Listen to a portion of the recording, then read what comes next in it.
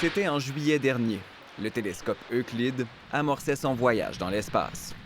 4 mois et 1 500 000 km parcourus plus tard, ses premières images ont été dévoilées. Ce qui m'a étonné, c'est la finesse des détails.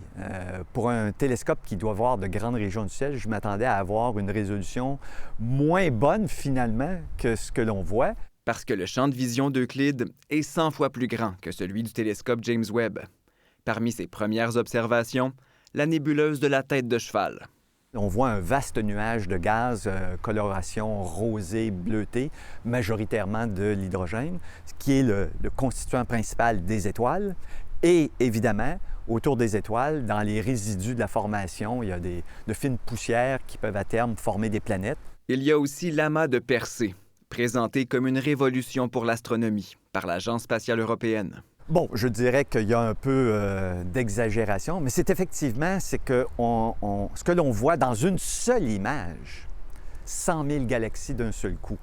L'objectif du télescope Euclide, c'est de cartographier position, vitesse et distance de 35 millions de galaxies. L'autre grand objectif, étudier la matière et l'énergie sombre, encore méconnue, mais qui représenterait 95 % du cosmos. On fait de l'astronomie depuis des millénaires, de manière plus sérieuse depuis quelques siècles, disons, avec des télescopes, mais on a fait de l'astronomie en étudiant que 5 % de tout ce qui constitue l'univers.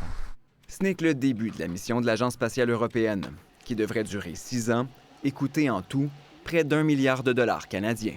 Maintenant, ce à quoi ça sert, c'est d'avoir une meilleure idée de notre place dans le cosmos, comprendre d'où on vient et qu'est-ce qui nous attend sur un horizon de milliers, de centaines de milliers d'années même.